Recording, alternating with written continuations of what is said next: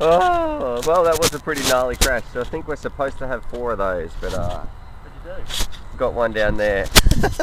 G'day, Stu from UAV Futures here, and today, well, we're going to be doing our part 2 of the review of Impulse RC's Helix. Now, I have been absolutely thrashing this quadcopter around. I mean, look at it at the moment. It's got a motor totally ripped off the arm right here, some bare exposed wires, but I am absolutely loving it. So what we're going to do, we're going to be sticking it on the bench. I'm going to talk about what I do like, what I don't like, or what I think could be improved on, and then we'll also check out some flight footage, and I'll talk about why I'm probably not going to be ever heading out without making sure that this thing is strapped to my FPV backpack. Anyway, let's get started.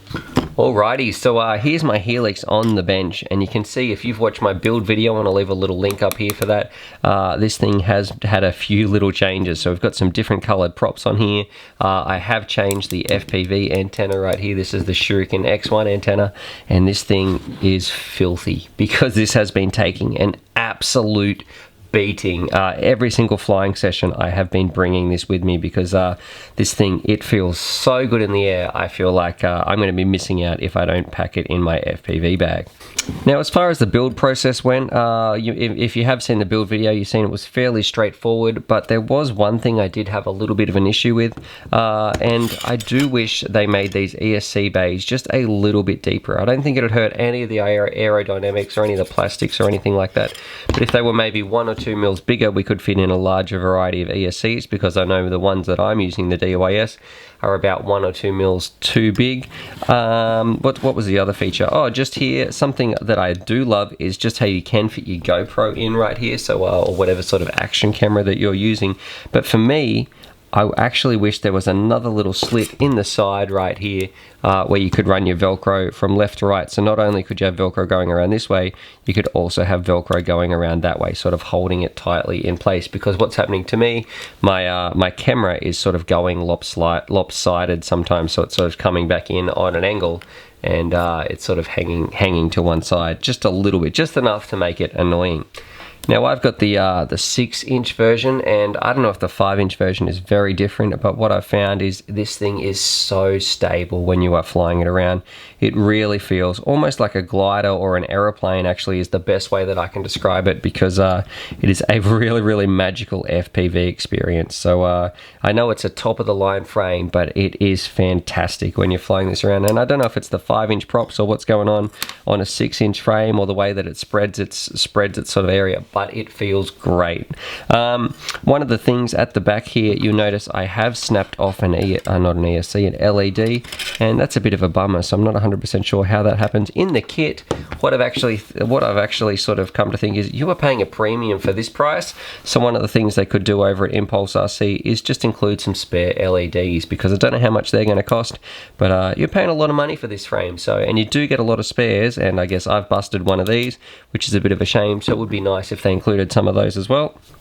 Now, a really big worry I had about this frame was how is it going to hold up in crashes, because it is such a minimal design, and I was really worried about this pod getting ripped off, and I was really worried about maybe some of the arms snapping and seeing how they were going to go, but I'm really happy to say that this thing is a tank. Well, mine has been a tank anyway. I've been absolutely thrashing it. You can see I've smashed this thing so hard into the ground that I actually ripped a motor off right here. I think, I'm not sure, well, I think it was the ground, because I lost my FPV footage, so it might have been a tree as well.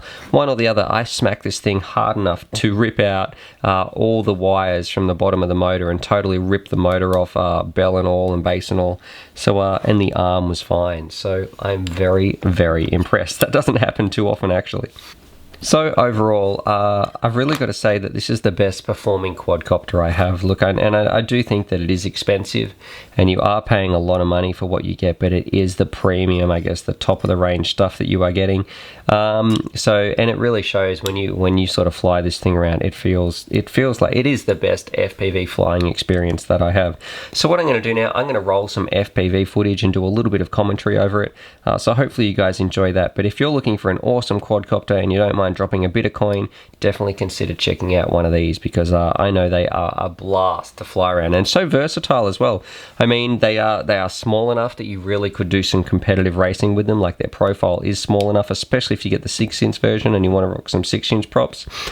You can carry an FPV camera as well. So, sorry, you can carry a HD camera, so something like a GoPro on here as well is really, really suited. And they're strong enough that actually, if you do smash into a tree, you know, like, the frame's not the part you've got to worry about, or at least in my case, it was the motor that got completely destroyed. So they're a lot stronger than I thought they were going to be as well. So in all round, I think they've done an awesome job designing these things. A very, very just good all-rounder quadcopter. Anyway, let's roll that flight footage and check some of that out. Alrighty, so here we are on board with the Helix, flying around, and I've got to say, but this is like some Australian bush. So this is what a lot of our countryside looks like out here in down under.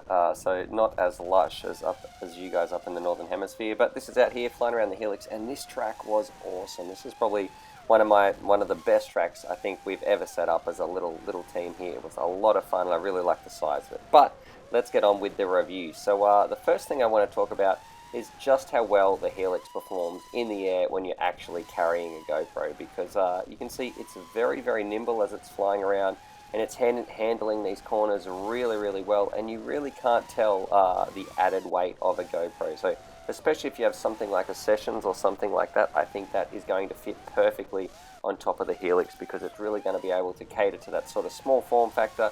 And the GoPro Session isn't too heavy anyway, so I think that would be perfect. And this quadcopter's fairly light, so I think they're a really good match made in heaven right there.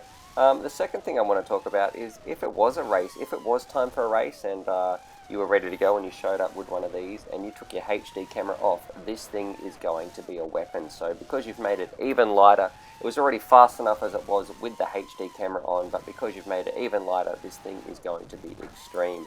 Now, one good little tip that somebody pointed out in the part 1 of the review was some races require like the Immersion RC, the wand waiver or whatever that is, to sort of select your VTX channel for a race, and so that's not going to be possible if you use the Helix at those sort of events, because you can't. Oh, pretty lucky save here. I think I almost killed Trevor, or I knew it was coming towards us, so that was a little bit scary.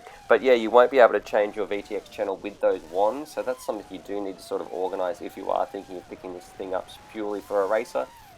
But overall, a very, very robust quadcopter, tons of fun, and it feels fantastic in the air. I think that's probably the biggest thing that I've got out of this, is just how nice this is to fly. I went back and I flew like my Martian frame after this, after I ripped the motor off, and this felt head and shoulders better. This was just so much better. This thing felt so much quicker, and yeah, I'm really, really impressed, especially since going back to some of my older quads that I thought were nice to fly, and after flying the Helix, I've realized what I've been missing out on. Now the camera does cut out here soon, because I did have a bit of a crash and it didn't save the FPV footage, but you can see it zooms around the track, no worries, very, very fast, and it feels fantastic flying in the air. I don't think I was even too upset actually when I ripped off the motor, because I've got some of the new Emax 2205 motors to stick on here, the racing series. Anyway, so yeah, a very, very cool all-round quadcopter. Definitely very awesome. So there it is. There's my part 2 review of the Helix, and I've got to say, this is definitely my #1 quadcopter. So when I go out, I want this thing to be working, and I know it is going to be working. It's very reliable, and this is what I'm going to be doing most of my filming on anyway. I love its size, I love how fast it is, how good it feels in the air, how stable it is, and just how in control I feel when I'm actually flying this thing. So a very, very solid rig. And super impressed too. Like you can see, I've had a crash here where it's totally ripped the motor straight off the arm, and we didn't have any issues with the actual frame itself, but that motor is toast. Anyway, subscribe for more FPV related content. I'm going to leave you guys maybe with some flight footage of this thing zipping around, or maybe some photos, I'm not sure just yet. But subscribe for more FPV related content, and as always, happy flying!